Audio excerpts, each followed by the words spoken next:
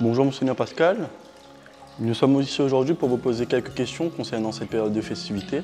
Alors la première question que nous aurons, c'est concernant le contexte en lien avec l'actualité, en particulier à Mayotte. Ce contexte peut susciter une grande tristesse, de la colère ou encore du désespoir. Quel sens peut alors prendre cette période de festivité? En évoquant Mayotte, je pense à une phrase de la première lecture de la messe de Noël, le 24 au soir. Et cette phrase dit « Pour le peuple qui marchait dans les ténèbres et à l'ombre de la mort, une lumière s'est levée ». Nous allons prier, penser à ceux et celles qui sont dans la souffrance, dans l'épreuve. Ça nous fait penser à La Réunion longtemps, où nous aussi, nous avons subi de tels dégâts. Et encore une fois, et cette année, en 2024, avec le cyclone Bellal, nous penserons et nous prierons pour eux.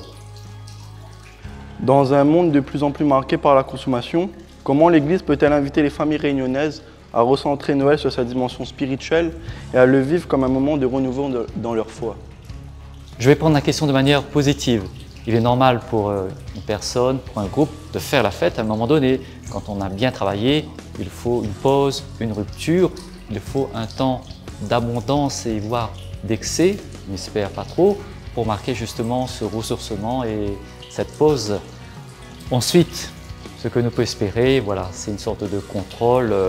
Comment est-ce qu'on peut faire la fête de manière plutôt contrôlée? Et dernière question que nous aurons à vous poser, c'est quelle est l'importance de la messe de la nuit de Noël dans la vie des chrétiens et comment l'Église invite-t-elle les fidèles à y participer pleinement? Cette messe et cette fête de la nativité de notre Seigneur Jésus nous fait redécouvrir, c'est le défi de la foi, davantage l'identité de Jésus, que je vais résumer par une expression, Dieu l'est capable. Lugain, mais Lugain fait quoi?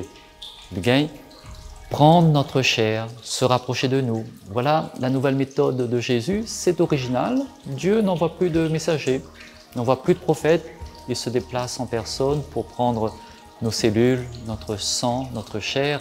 Voilà ce que nous pouvons découvrir dans la foi, cet engagement, cette proximité de Dieu dans notre histoire et dans notre corps. Merci à vous, Monseigneur, d'avoir répondu à nos questions. Joyeuse fête à vous. Joyeux Noël à vous toutes et tous mes bons vœux pour vous toutes et votre famille.